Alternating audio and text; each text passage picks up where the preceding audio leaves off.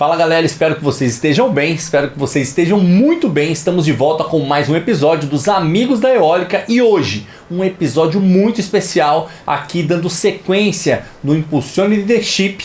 Nós temos aí mais um ImpulsioneCast e nós temos muitos convidados hoje aqui que tenho certeza que o tempo vai ser curto de tanto conteúdo, né, Rômulo, que vamos ter aqui. Quem que vai estar conosco aqui hoje? Hoje nós estaremos aqui com Samara, que é especialista engenheira na área de compactação de terreno e teste de carga de solo. Estamos aqui também com o nosso amigo Wildson, que é especialista na área de plano de içamento, segurança, com Marco Souza e com o Rafael. Isso é porque eu acabei de errar o nome dele, viu? Todos são engenheiros bem conceituados, são nomes de referência no mercado. Sejam muito bem-vindos, para a gente é uma satisfação recebê-los aqui, tá? Espero que vocês sintam-se à vontade para impulsionar pessoas, incentivar pessoas, inspirar pessoas para que possam seguir vocês, não só como inspiração, mas também como uma trajetória que eles precisam seguir, um alvo a ser seguido. Porque é isso que nós esperamos. Vamos começar com a Samara, né? Queria ouvir de você, Samara, um pouquinho quem é Samara, fora o currículo, né? As formações, 15 anos de experiência aí, mas quem é a mulher que está num cargo de liderança, empreendendo, né? Empreendendo, né? Num setor majoritariamente masculino. Então, conta um pouquinho da tua história, como que você chegou no setor. Bom, pessoal, olá, eu não sei se vocês vão assistir Bom Dia, Boa Tarde, Boa Noite, né? Tem essa coisa aí que o pessoal faz bem, os blogueiros costumam fazer, né? Bom dia, boa tarde, boa noite. E eu sou a Samara, né? Eu sou aqui do Ceará, sou cearense de Sobral. Fiz a minha faculdade de Engenharia Civil na UVA, na Universidade Estadual Vale do Acaraú. Sou graduada desde 2010 e em 2012 eu fiz especialização em segurança do trabalho. E desde então, desde a minha formatura de 2010, eu caí no campo, né? Fui trabalhar sempre com obras e sempre tive bastante essa dificuldade de...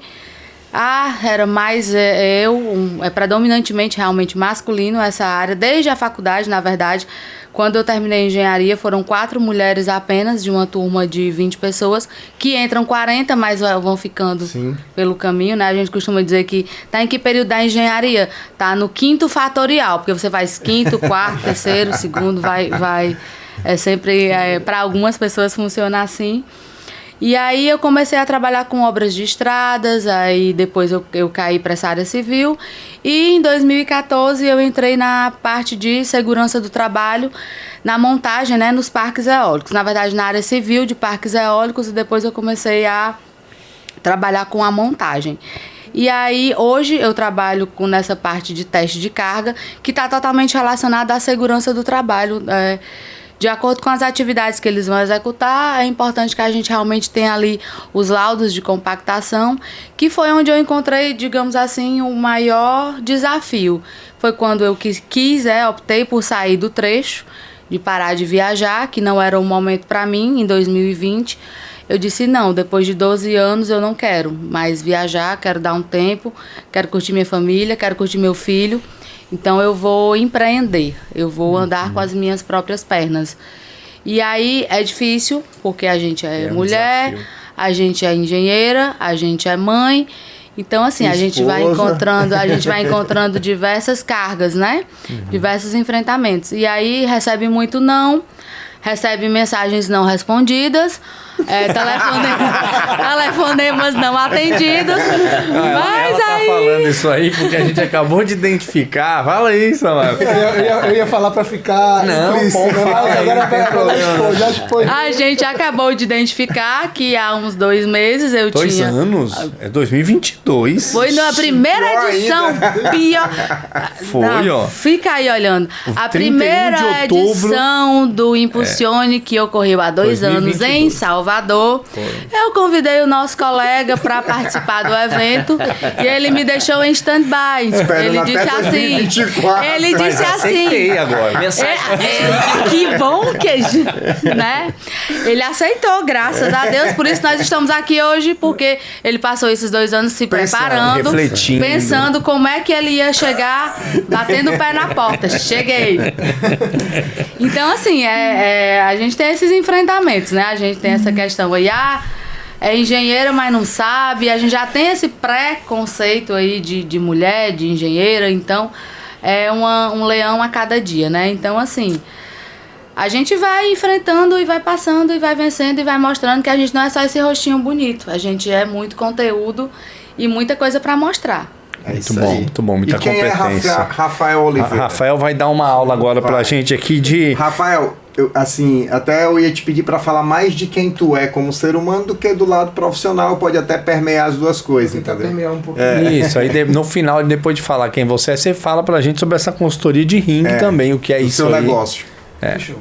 É diferente da Samara, né, que ela, para empreender, para sair um pouco do trecho, ela começou a empreender, no meu caso... Eu pensei que você ia dizer que era diferente por causa do rostinho bonito. Também. Também, né, Marcos? Também, não tem como comparar.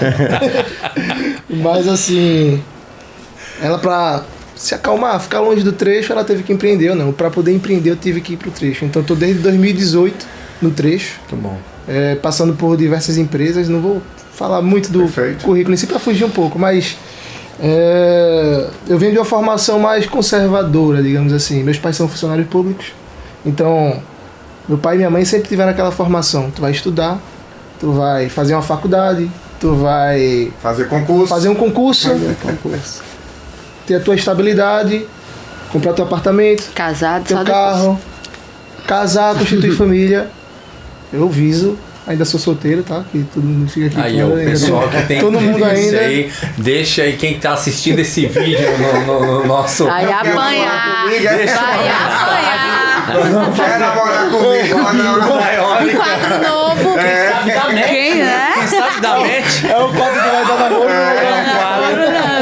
Namoros da eólica. Ai, meu Deus do céu. Brincadeira, mas tem. Não, mas basicamente eu, desde novo, já não sentia que esse era meu padrão. Comecei na engenharia mecânica, né? Me formei como engenheiro mecânico. Comecei na indústria, trabalhando na área de manutenção. E eu não via aquela rotina de todo dia. Tá sempre fazendo a mesma coisa, tá sempre visando acordar, se preparar, se arrumar, pegar o transporte, chegar no trabalho, pegar uma rotina que você vai atender, tal e tal equipamento tá parado, vamos botar ele para rodar. Eu sou uma pessoa que gosta mais do dinamismo, né? Então, assim, levando para esse viés, eu acho que o Wilson, que trabalha na mesma área que eu, ele vai entender. A nossa área... É um desafio diário. Um dinamismo. A gente tem que atender a necessidade do cliente. Então, o desafio, ele é diário. Às vezes, claro, não rola aquela... Pô, tô com saudade de casa, queria estar mais perto, mas digamos assim, é um custo de oportunidade que a gente tem nesse nosso mercado. Eu vou já pular aqui, não aguento não. Quando a gente trabalha com muito dinamismo, eu trabalhei muito assim, né? Também com serviços em campo, de manutenção. E às vezes, quando a gente trabalhava em fábrica e a gente vai para campo, a gente começa a encontrar muitos incêndios a ser apagados. Positivo. Certo? A gente começa a ter que ser dinâmico, certo? Mas como que a gente faz para não se acostumar, se acomodar e não planejar melhor? Porque assim, isso é um risco. Quando a gente fala do dinamismo, me agrada também, mas eu tenho que tomar, eu falo por mim, eu tenho que tomar cuidado, porque tem incêndios que podem ser planejados para que não aconteçam, né? Então, como fazer isso para o dinamismo não virar rotina pela falta de planejamento, e sim pela necessidade do dinamismo? Assim, você entrou no viés que remete um pouco, que puxa para o lado do planejamento em si, né? Uhum. Por exemplo, a gente tem... Vou falar um pouco da manutenção, no caso. O equipamento quebra numa fábrica. O pessoal não espera que o equipamento quebre, mas a gente pode prever, fazendo uma inspeção, fazendo aquela preditiva, aquela preventiva. Já trabalhei muito tempo com a manutenção, então tenho um conhecimentozinho de análise de vibração e tal, que não vai entrar nesse viés, que não é mais minha área, tá? Mas quando a gente vai levar para o dinamismo da nossa atividade, é mais relacionado ao seguinte: cada movimentação, cada içamento tem uma particularidade. Mais cedo eu estava conversando com o Wilson nos bastidores, tá? Um dos meus clientes, eles estavam com um problema lá no Pará e eu tive que desenvolver um dispositivo específico para aquele problema. Para içamento. Aí você imagina assim, a nossa solução, a minha, a do Wilson, às vezes, quando a gente não atua, não dimensiona, deixa 2, 3 equipamentos parados de grande porte, equipe parada, prejuízo. Montagem parada, é um prejuízo muito grande. Sim. Então, quando eu falo o dinamismo que a gente gosta, é esse. Mas, claro, a gente sempre visa buscar investir em quê? Em planejamento, em treinamento, em qualificação, tanto para a equipe de mão de obra direta, quanto também para mão de obra indireta. A liderança, seja a tática, quanto também a liderança estratégica. Então seria um desafio, né? Os desafios inspiram vocês. Exatamente. Mas aqui a gente tem um time... Pode? Desculpa. Eu queria até complementar o que o Rafael falou, a respeito do que você falou da questão do dinamismo, né? Certo. Uma coisa que eu percebo muito é a gente não entrar em modo automático. Como existe uma correria grande, uma tendência de pressão nos projetos, a gente pensa assim, orçamento é uma montagem, né, de um aerogerador, por exemplo. Então você tem que ter uma boa performance ali no parque, você tem que entregar aquela máquina, porque a gente sabe que vai gerar milhões de geração de energia, né, em relação a megawatts de produção. E você tem essa pressão normal, que é normal do cliente, todo mundo quer que seu cronograma rode. E aí a gente tem que ter muito cuidado, nós como engenheiros consultores, para não cair nessa jornada de pressão em modo automático, para que a gente faça aquela entrega, né, determinada ali. Então é importante ter processo, eu enxergo, né, Rafael? Claro. Ter processo, metodologia de trabalho, isso aí ajuda muito no planejamento. Então se você tem processo, tem metodologia, e você está acostumado a ter essa estabilidade emocional ali... Você não vive apagando incêndio. Você não apaga incêndio. Você já sabe que... É claro que acontece alguns incêndios também, né? Pontualmente, mas assim, nunca você deve, nesse momento de pressão... a exceção virar o padrão, digamos assim. Exatamente. Principalmente quando a gente fala de vida das pessoas. A Samara, que aqui é engenheiro de segurança do trabalho, a gente fala assim que, para nós, né, a segurança é um valor, a gente não abre mão. Sim. Então, assim, é o gatilho. Quando a pressão, ela vem de forma ou... aquela pressa, aquele dinamismo vem para atrapalhar nesse sentido de insegurança do processo ou das pessoas, a gente tem que dar aquela volta para trás e... Um passo atrás para dar 3 à frente, exatamente, né? Redesenhar a rota que a gente chama, né? E nesse ponto, eu acrescentaria também, relacionado a planejamento, que é um ponto que eu sempre costumo falar, inclusive nos DDS, que é muito importante a questão da documentação, mas a gente indo para análise preliminar de risco. Sim. Em todas as atividades, inclusive eu costumo dizer... para os meus alunos, porque eu também sou professora do curso de engenharia, eu costumo dizer para eles que a primeira coisa que eles têm que fazer antes de executar, antes de elaborar qualquer projeto, é uma análise preliminar. Ele vai lá olhar o terreno. Esse terreno precisa de aterro, esse terreno tem um lençol freático próximo. Então, assim, nas nossas atividades, seja no teste de carga, seja na troca de componente, seja os meninos quando vão implantar um parque eólico, sempre eles vão lá fazer a análise, a primeira a gente visita, chama de road survey. Pronto. Aí vai lá, tanto o pessoal vai ver a rota que os componentes vão fazer para chegar no parque. Survey. Aí, e a visita no próprio pad, ele vai implementar a realidade, a gente chama de site survey também, né? Pra gente ver se ali aquela carga daquele terreno vai suportar um guindaste, pra gente ver onde é que o guindaste tem que patolar pra ele ser desmontado. Ou seja, não é tão simples. Na verdade, às vezes a gente subestima um trabalho que a gente não conhece e acha que é simples. Não, coloca uma cinta, levanta aí. Não é assim, não. Vamos ouvir um pouco o Marcos agora, né? 20 anos aí de experiência. Fala um pouquinho de quem é o Marcos, um pouquinho da tua história ali pessoal. Que tem um monte de bandeira ali no lado do braço. Tem ali, já gostei da Bahia. Patente de general, né? São 5 estados que a gente está trabalhando hoje. Né? Bom, eu sou o Marcos, sou cearense. Olha legal. Cearense do Zóio Azul. Do sertão do Ceará. Eu sou lá perto de Sobral, sou do Ipu. Só que pequeno, na década de 80, meus pais migraram pro Espírito Santo. Aí o olho ficou azul. E é até impressionante, porque a gente foi morar numa região de montanha e lá com todo mundo de alemão. Aí quando eu falo que eu sou cearense lá, todo mundo fica assim, não, você não é cearense. Não, assim, você é de Domingos Martins, que é região tipicamente alemã. Eu fazia parte de dança, já fiz parte de dança de grupo alemão. Tudo, passo bem como... Misturava o forró com a dança alemã ali, né? Só que eu sempre friso, eu sou cearense, né? Eu faço questão porque eu tenho muito orgulho. Hoje eu estou trabalhando no Ceará por conta também de eu ser daqui e querer voltar a morar aqui. Tá? Então quem sou eu? Sou especialista, tem 20 anos que eu já trabalho com guindaste articulado. Eu sou ultramaratonista, acabei de chegar da Patagônia agora. Quantos quilômetros? 75 no gelo. No gelo. 8 negativo. No gelo. Tem 2 semanas que eu vim de lá e tenho projetos sociais com PCDs, né, que levam a marca da empresa, represento com acessibilidades, né, uma coisa que me preocupa. Então eu tenho muito esse lado humanizado e levo para a gestão com a preocupação com a segurança, né, que a gente aqui todos trabalhamos com índice de periculosidade muito alta, né? Então, altíssima. Isso. Né, torço pro melhor time do Brasil, que é o Botafogo. Mas aí. Jogou pesado, mas eu vou dar uma força. Confio, vai dar certo. Qual é o melhor da América Latina mesmo? O meu padrasto é botafoguense, rapaz. A gente conversa, eu dou risada com essas histórias. Botafogo ano passado, não vamos nem falar.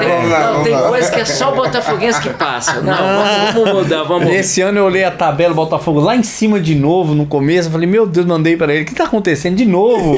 Vai Série C, então eu não posso nem falar. Não sei nem qual série que vai disputar lá de Pernambuco.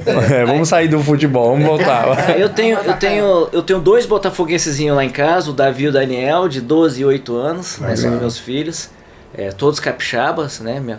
Então, assim...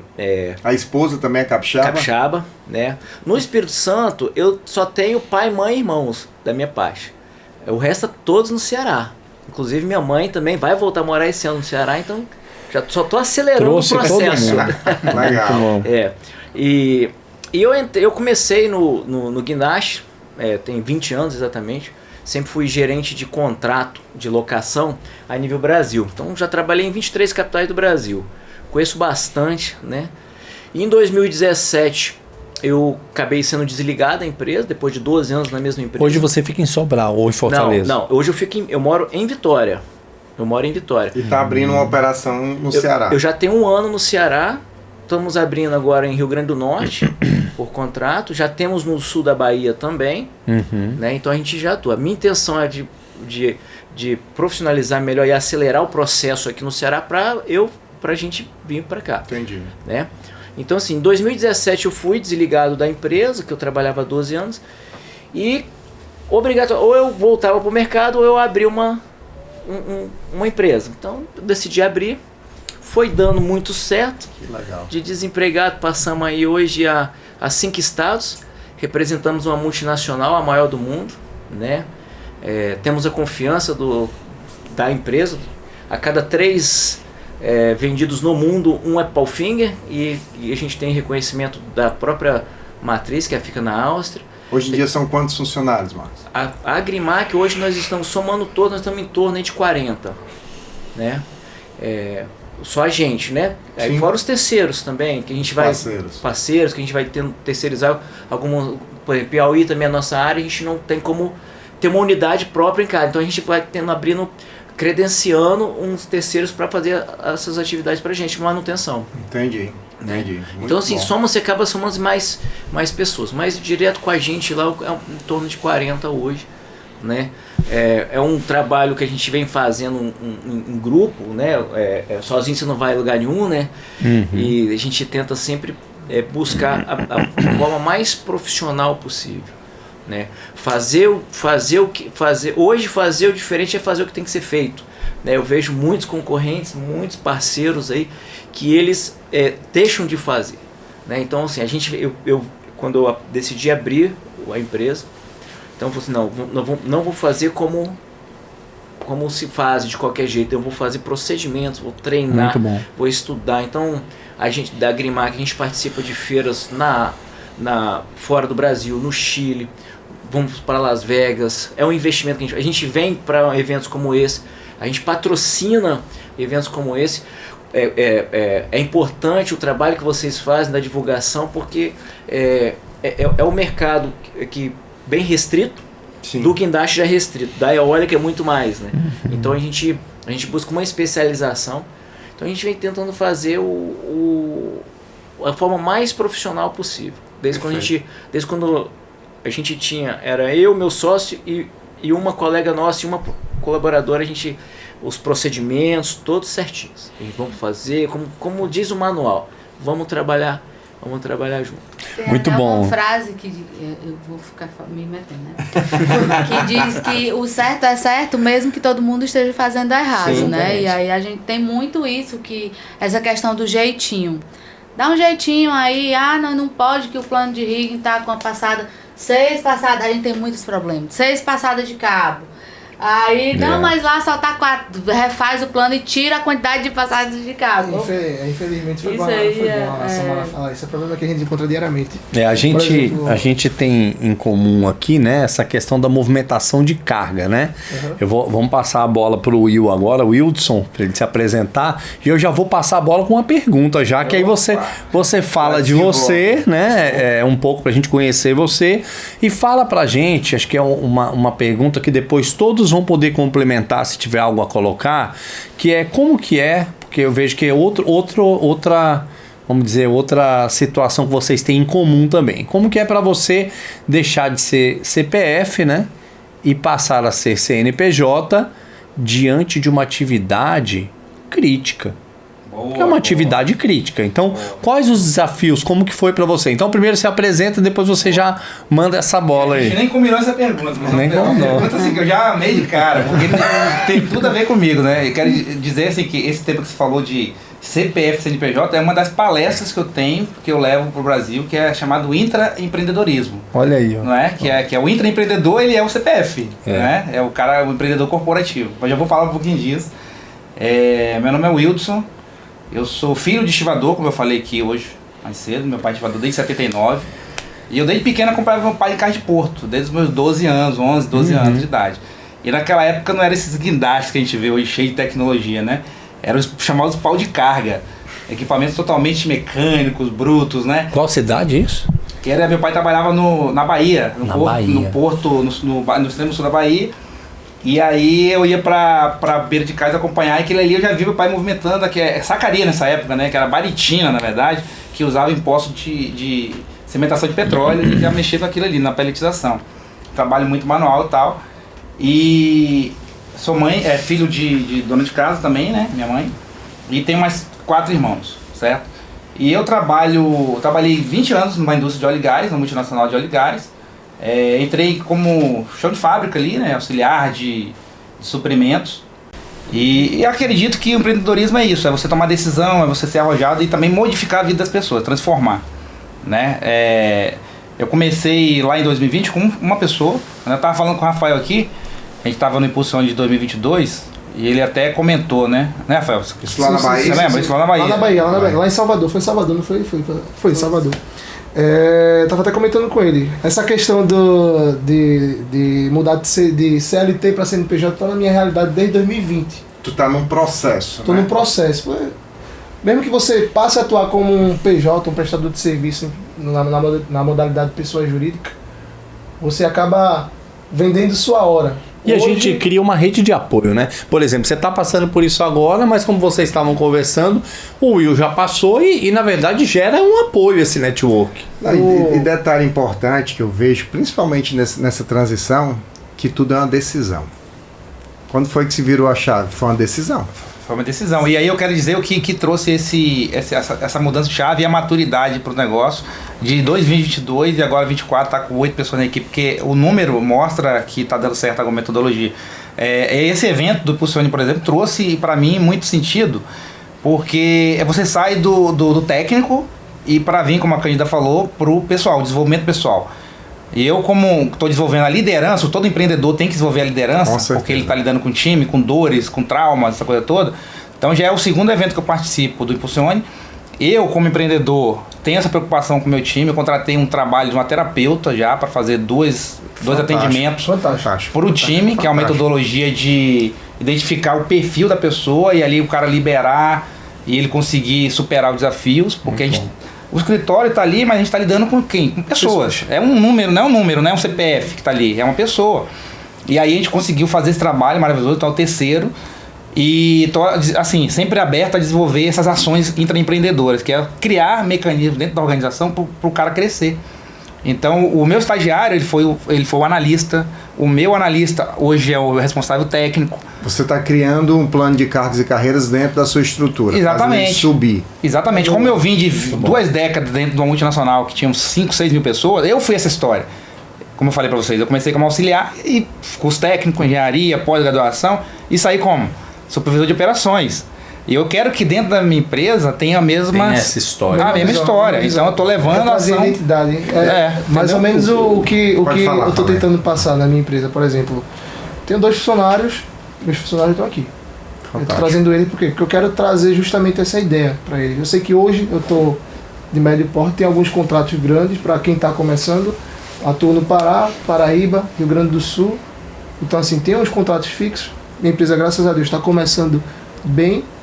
Mas o meu desafio é justamente esse, sair do tático para o estratégico.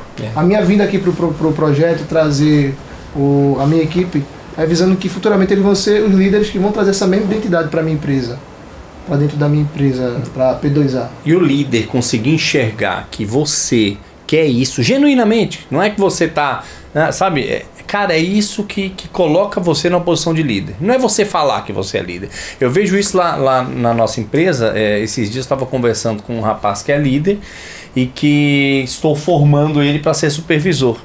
E ele comentou comigo, pô, Edgar, olha, queria te dizer que a tua história inspira todo o nosso time. Porque eu comecei como auxiliar de pintura, né? Já são 20 anos, comecei como auxiliar de pintura. Tive 8 promoções na primeira empresa, que foi na Texis. Depois vim para a Aeres, fiquei mais 8 anos. E onde galguei aí de analista de engenharia até gerente de operações. E depois iniciamos esse desafio. E o time, então saber que o time olha, porque você se preocupa, você chama, olha, o teu perfil tem tudo a ver com isso. Vamos trabalhar esses pontos aqui pra gente chegar lá, né? Onde você pergunta para um cara que é um líder de campo e fala para ele, onde você se vê daqui 5 anos? E a pessoa não consegue se ver e você fala para ele, eu consigo te ver como gerente de operações daqui 5 anos. E o cara, agora pense que para chegar lá, o que você vai precisar, já começa a trabalhar, viu? No que você vai precisar. Então, enxergarem isso, né? E isso faz a gente brilhar como líder, né? Acho que eu só... Você quer concluir? Eu acho que todo empreendedor, toda pessoa que começa a empreender, pensa justamente dessa forma. Por exemplo, às vezes a sua visão de daqui a 5 anos não é a mesma que o empresário que está lá em cima, empresário grande, ele não tem. Às vezes tem empresário grande que ele é bem consolidado no mercado, mas ele não investe na sua mão de obra, né, na sua equipe. Então assim, eu que passei já por diversos cargos, comecei como estagiário, subi para trainee, assistente, engenheiro, cheguei até um cargo de gerência técnica de uma empresa, de um player, da empresa de guindaste, né, passei por várias na verdade. Mas cheguei nesse cargo de liderança, eu sempre busquei e trago isso para mim,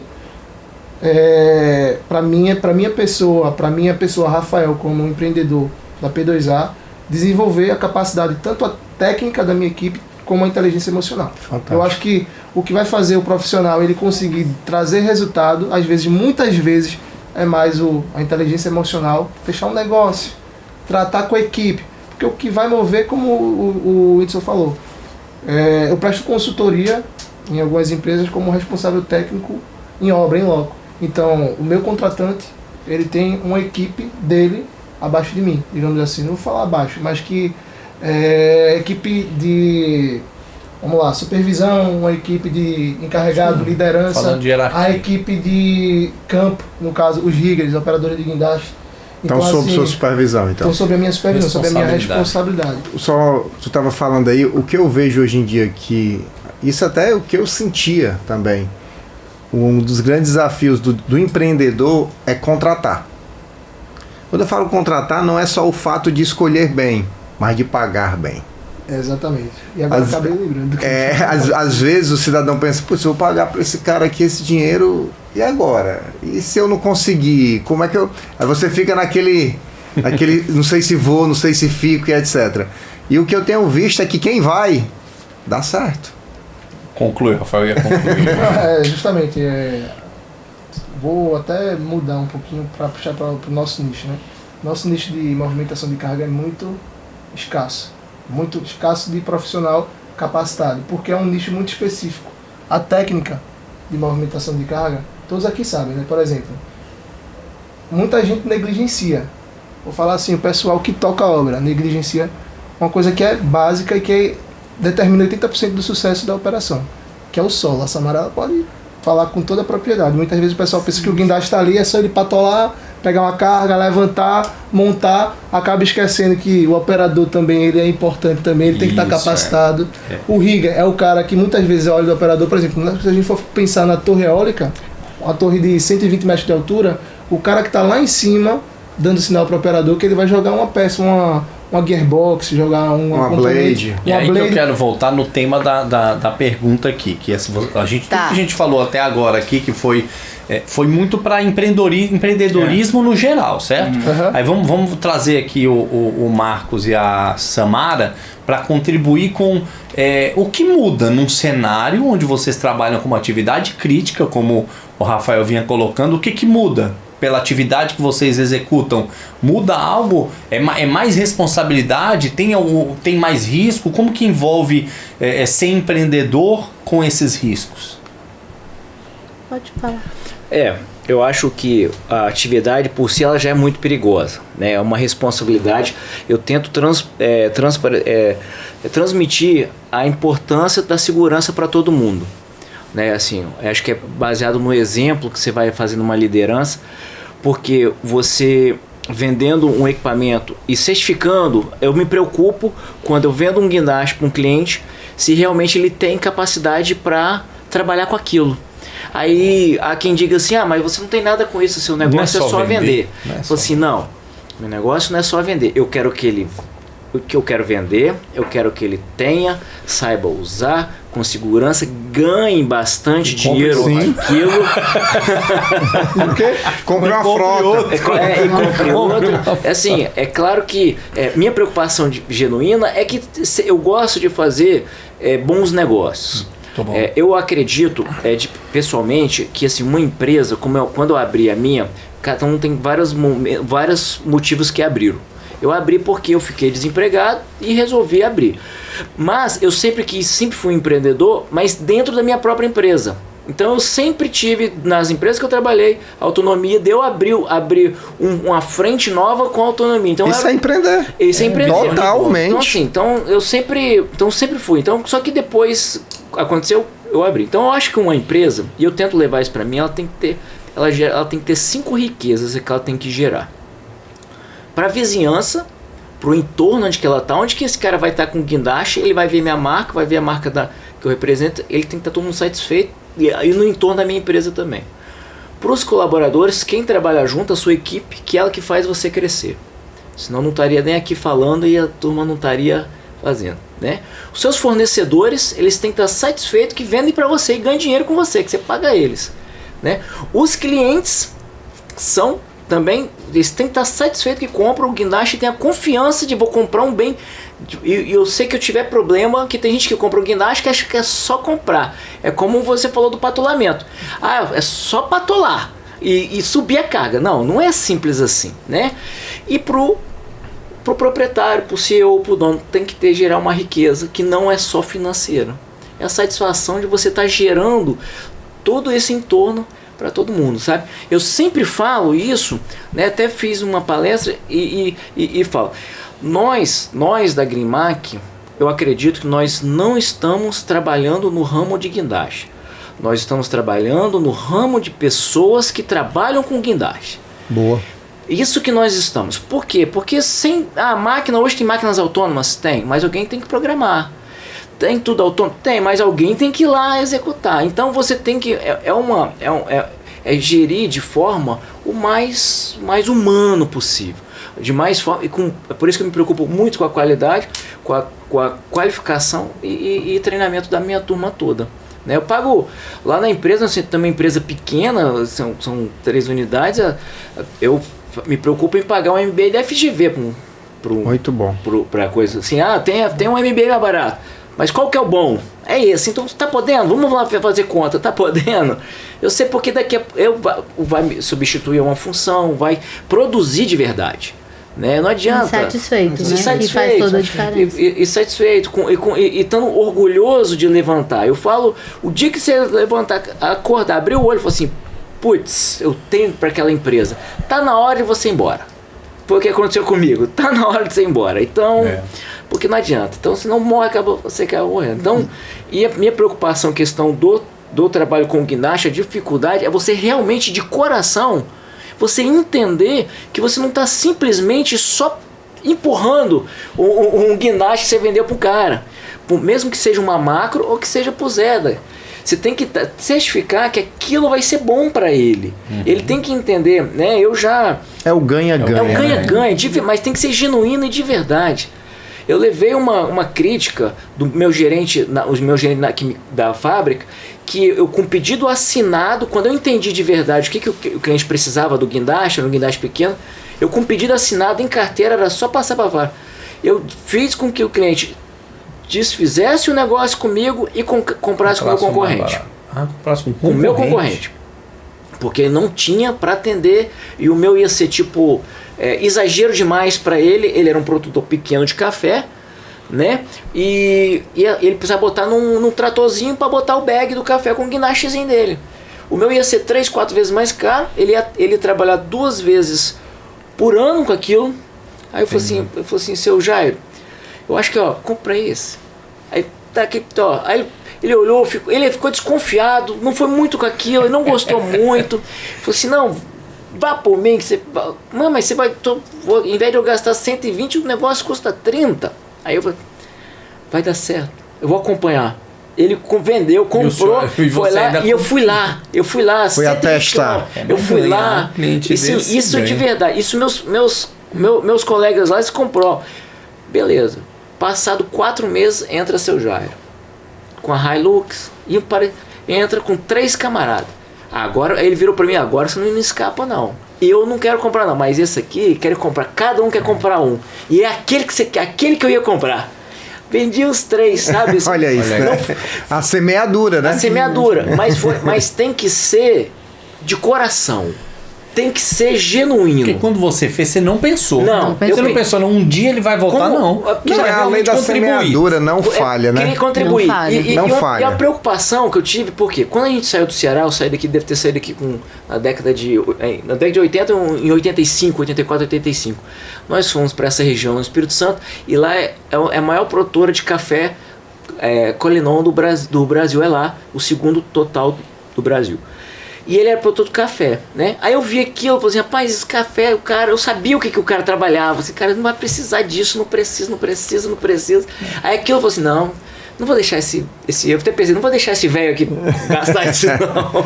Faz parte do propósito de vida, né? E a Samara, onde a gente entraria para dizer que o que a gente não quer para os outros, né? O que a gente não quer para a gente às vezes tem que pensar um pouquinho, né? Porque às vezes a gente, lá na frente, eu costumo dizer muito isso, que lá na frente a gente tem um resultado e às vezes nem sabe por que e às vezes foi um bem que a gente fez ali atrás e aí a gente tá recebendo um retorno daqui a 1 ano, daqui a 2 anos, mas ao mesmo tempo, um mal que a gente fez... Também vai repercutir. Aí de repente você tá numa situação difícil. Eu tenho essa crença muito comigo, né? Nem sei se entraria tanto assim, mas...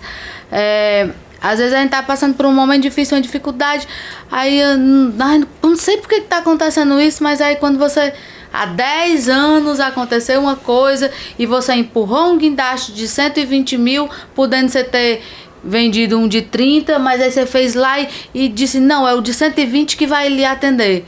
E aí de repente lá na frente você teve um prejuízo de 120 mil.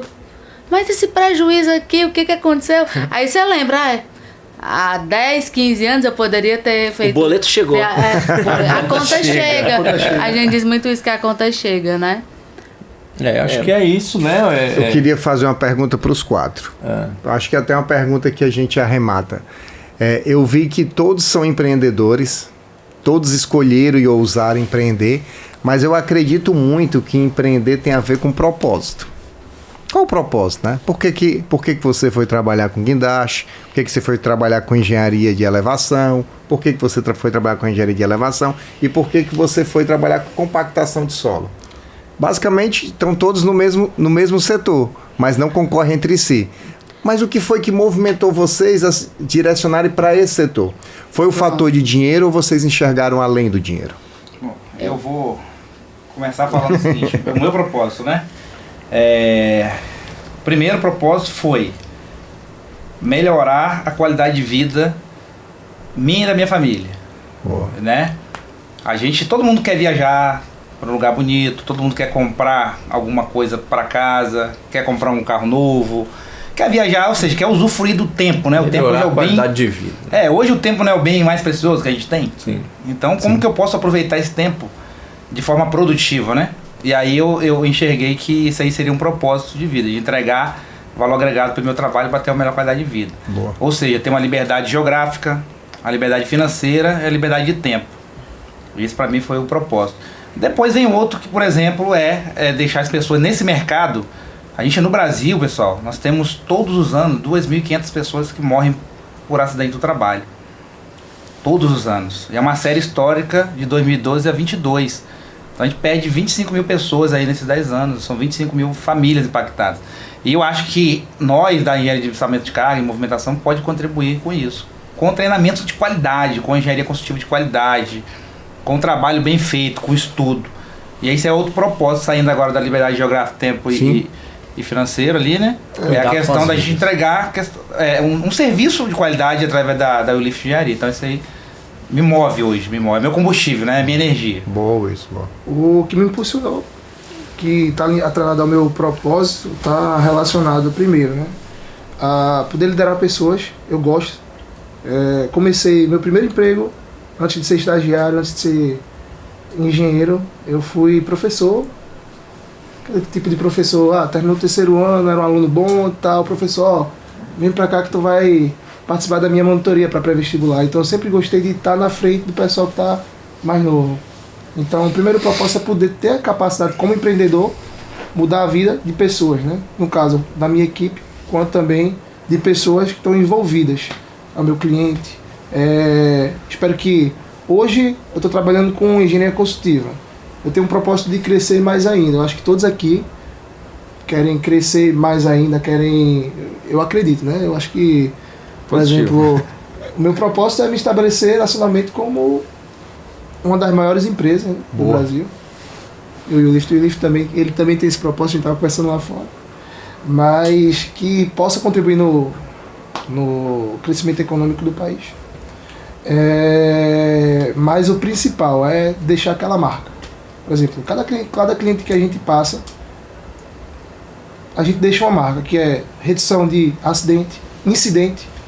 O meu lema, por exemplo, com a minha equipe, dentro de uma movimentação, dentro da execução, pessoal de campo, terminou um DDS, terminou uma atividade pessoal, a gente termina todo mundo com 2 palavras: incidente zero. Porque antes do acidente vem o incidente. Né? E assim, meu maior medo, eu nunca tive na minha vida, nesses meus 10 anos de formado, 10 anos de movimentação de carga, eu nunca tive na minha vida um infortúnio. Eu agradeço todos os dias a Deus. Amém. De trazer o pessoal, chegar de manhã, dar aquele bom dia, fazer um DDS na atividade e no final do dia ter que me despedir de algum deles. Ter que dar notícia para uma mãe de família, para uma esposa, que infelizmente aconteceu esse infortúnio. Isso é uma coisa que eu tenho esse propósito e quero trazer isso para os meus funcionários, para a minha empresa. Eu acho que é isso que deixa a marca, sabe, no cliente. Muitas vezes o boca a boca no cliente, por exemplo, os meus maiores clientes que eu tenho hoje estão de boca a boca. Hoje eu estou querendo mudar, como eu falei antes no podcast. A indicação, né? A indicação. Isso aqui que a gente está fazendo aqui no Impulsione, isso aqui, esse podcast, é uma troca que ela vai trazer, ela traz pra gente muito retorno. Sim. Certo? O relacionamento é o que vai fazer a gente conseguir impulsionar o nosso negócio. Então hoje, eu estava conversando lá fora com o Will. Will, que é uma coisa que depois a gente pode conversar lá fora também, Marcos. Will, eu vejo muito mercado lá fora. Tá voltando a ter investimento, não só na área da eólica tentar ter investimento, mas eu vejo muito investimento em obra de infraestrutura, investimento em termoelétrica, investimento no óleo e gás. Siderúrgica. Então, na siderúrgica também, certo? Mineração não precisa nem falar, né? Que é um mercado que não tem muita baixa. A gente vê que o pessoal está investindo também, principalmente no norte do país. Então, assim, tava conversando com ele, cara, apesar de a gente ser, digamos assim, concorrente, sadio, a gente pode visar um dia ser parceiro, sei lá, um equipamento, um negócio, enfim. tô dando esse exemplo, não tô querendo expor nada aqui, né? Mas tô dando só um exemplo para dizer que esse tipo de relacionamento que a gente tem aqui é algo que acaba edificando muita coisa boa mais na frente, sabe? Então, fantástico. Eu ia pedir só que a Samara falasse 2 minutos, e o Marcos também 2 minutos. Pra gente encerrar, infelizmente, por conta do horário, né? Não só do horário, é por causa também que o sistema ali tá pedindo reset. Tá, eu vou falar bem rapidinho então. Essa questão do propósito, pra mim, como é que aconteceu? O meu propósito era ficar mais perto da minha família. A minha intenção inicial era essa, porque assim, a gente fica longe, a gente vem em casa a cada 2 meses, a gente fica 1 semana em casa, então os meus pais estão envelhecendo, o meu avô está envelhecendo e o meu filho está crescendo. Então assim, foi onde eu encontrei essa maneira que eu preciso sobreviver. Então assim, eu uni uma coisa à outra e acabei tendo esse propósito. Não, eu vou ficar perto da minha família e eu vou criar uma nova vida, digamos assim, vou investir numa nova vida. Então para mim, empreender foi mais nesse sentido de... Muito bom. De sair daquela... Né? De família. Família e assim, a minha base, o que é mais importante para mim hoje é estar perto deles. E aí não tava casando. No meu momento de vida não estava casando ali com as viagens e com o trecho. Perfeito. Excelente. Nosso amigo Marcos.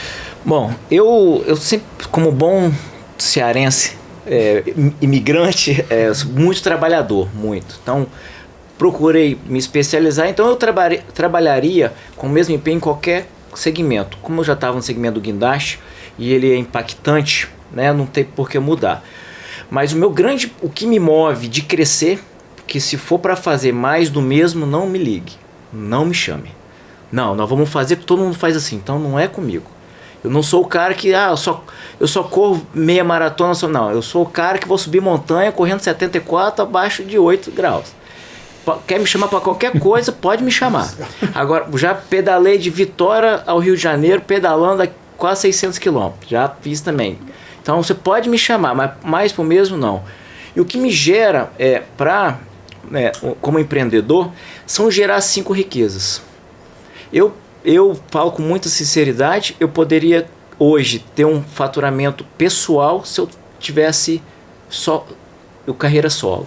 Eu conseguiria, pela minha capacidade, pela minha especialidade que eu tenho, muito mais, 3, 4 vezes mais do que eu consigo. Eu, de verdade, eu gosto de gerar riquezas. Gerar 5 riquezas que eu disse. Porque junto você vai mais longe. Rápido você vai sozinho. É igual o corredor. O corredor rápido, ele vai rapidinho, mas ele só vai até 100 metros. O maratonista não. Ele já vai em equipe. O ultramaratonista já tem que... Então, eu associo muito a isso. Eu acho que você tem que ter um propósito e é gerar riqueza. E não é só... Você pode você pode dentro da minha empresa questionar sem me falar com meus colegas de lá que falam assim, ó, não tenha dúvida do que ele está te dizendo. Muito bom, agradeço demais aí. Ficou com gosto de quero mais. A gente com certeza vai querer ter vocês. Aberto. Vamos querer ter vocês no podcast, né? Conosco. Deixa eu fazer um convite. Agora em agosto tem uma feira metal mecânica muito envolvido com elevação de carga em Vitória, que é a Mac Show. Acontece em agosto. Nós vamos estar presente lá também. E é uma oportunidade de também estar conhecendo mais ainda o segmento sem ser eólica da aplicação dos guindastes. Fantástico. Show de bola, fantástico. Show de bola. Então a gente vai ter ainda outro bate-papo sobre içamento com muitos deles aqui. O conhecimento foi enriquecedor. Muito bom. Obrigado você que nos acompanhou até aqui. Curte esse vídeo, compartilha com alguém. Se você considerou um conteúdo relevante, compartilha. Manda para alguém aí e nos siga. Tamo junto. Amigos da Eólica.